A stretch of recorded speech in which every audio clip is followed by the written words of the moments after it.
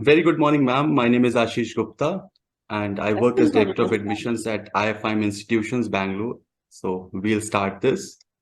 Uh, Hello, everyone, and welcome to episode 2 of Bridging the Gap.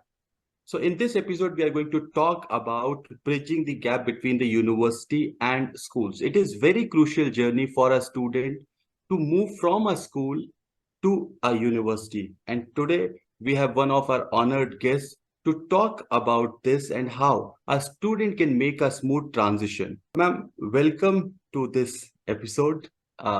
Could you please tell us about your journey and some background about yourself? I'm one among the educators in India. Uh, Yeah. I've been having an experience over the 3 decades and more as a principal and the director. And I completed suppose you want to know my qualification, I completed my computer science and econometrics as my post-graduation. And of course, being in the education line, Master of Education and MPhil in HR. And I'm also completed the GNIT certified in computer science. So way long back. Yes. Long way to go, 3 decades of journey and Yes. dedicating your life for education. Ma'am, More what than happens 3 decades. is more than 3 decades, right? So, ma'am, what happens is that school is altogether a 12 to 14 years of time that a student spend, and then they have to move to a university. And Right. university becomes a very crucial juncture for them because that is the base from where their entire career will be built. Hmm. So first thing we want to start with is that what is your advice for student on choosing the right career option, because that is very crucial for them for their future. Hmm. You're talking about university level? The Exactly. graduate Yeah. level. Choose Yes. graduation Yeah. level. Yes. So what happens in Indian system is that till grade 12, they'll be in the schools mostly. And 11 and 12, Right. probably they may join in some college to do PUC.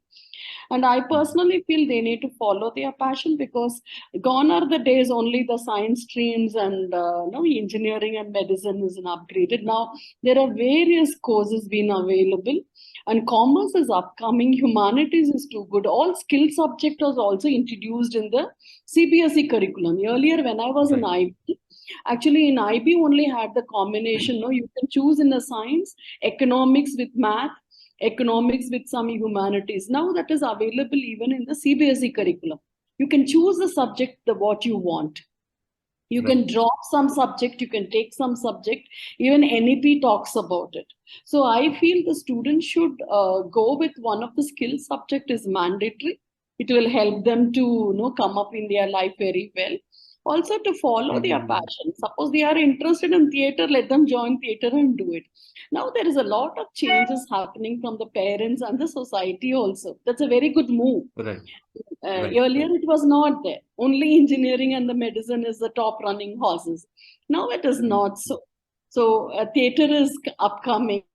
Art, any performing art is very good. Along with one of the skill subjects they take it, I think sure they will be very successful in their life.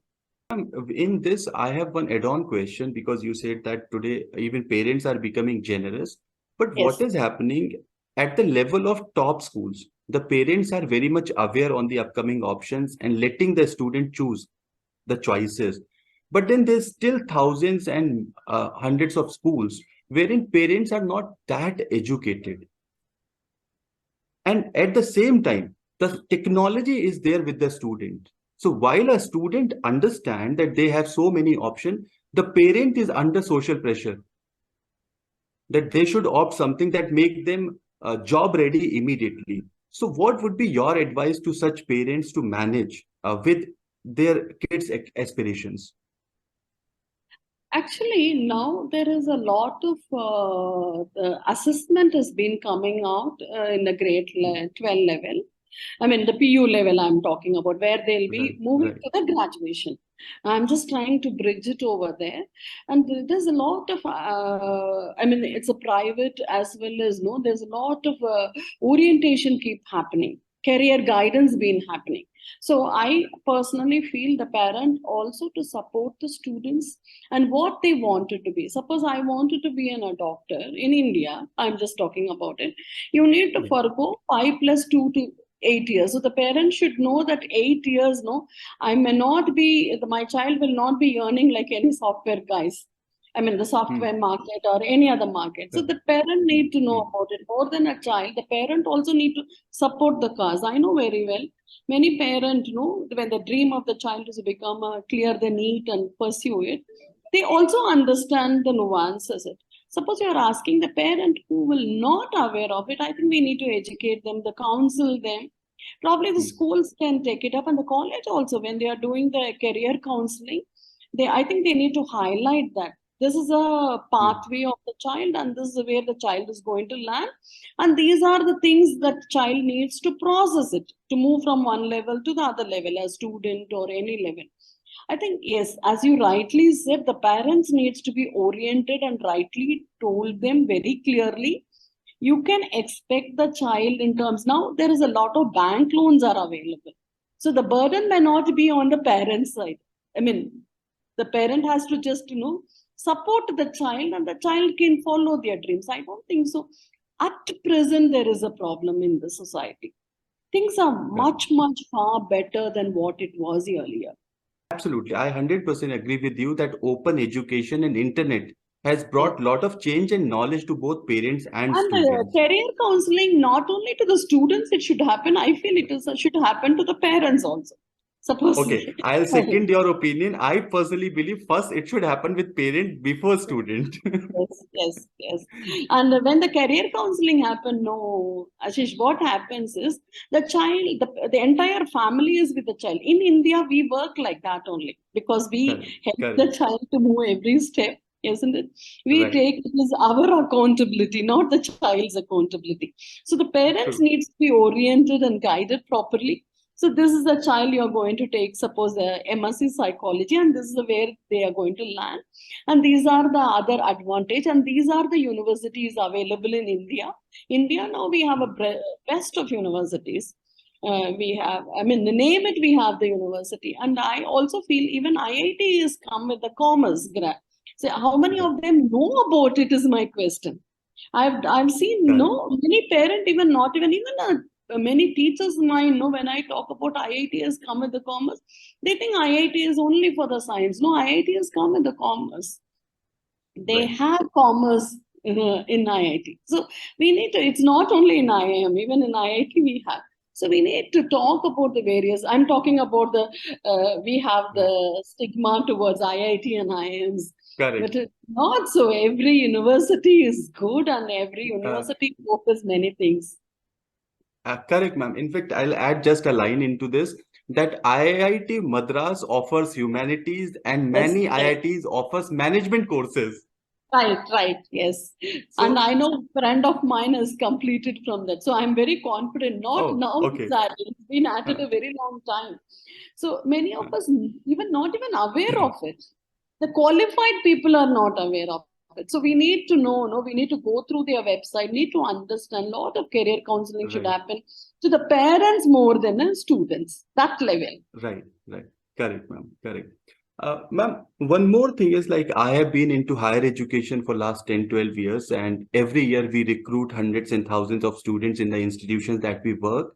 We see that some of these students have the specific set of skills that are required for university. And then when we track their journey, they do really well in their university time. They utilize because they are well prepared. While not many students are prepared. So as a senior educator, I wanted your advice and how do you prepare your students and what would be your advice to other educators and principals to prepare students for the university beforehand? Beforehand, yes. And as I mentioned to you in my early talk, the skill development is skill subject is very, very important. And what happens is the board which they come from, suppose they belong to the IB or the CBSE board, they can manage the university, the top level university, little bit comfortably. Suppose they come from the state board, schools or PU colleges, something like that. Probably their jump will be slightly higher. Suppose for engineering drawing will become a very difficult for them. Most of the students will find that engineering drawing is very difficult. Like that, we need to identify the area where the child will find it very difficult and bridge it in the school level or in the college level of the PUC. I basically found, the entire system of the university, what I understand is the students who pass out from the IB, or now IB is also coming up very well in India. CBSE or Cambridge or anything, ICSE or ISC, they find it slightly easier than the students who comes out from the PU. There we need to have, I personally feel skill subject is very important. The first one is they need to take the subject what they love the most in the PUC level, because that is a foundation, and then you move on to it. And many students, I see they are suddenly, there is a huge demand for the law. Students pursuing law. I'm feeling very happy about it. The toppers opt to go for a law and they choose the subject.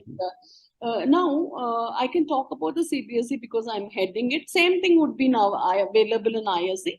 I'm 200% sure it was there in IB, because earlier to CBSE, I was in IB. So I know about it, what are the subject combinations they have. Here now we have a political science, we have legal studies and all the subjects in grade 12, 11 and 12.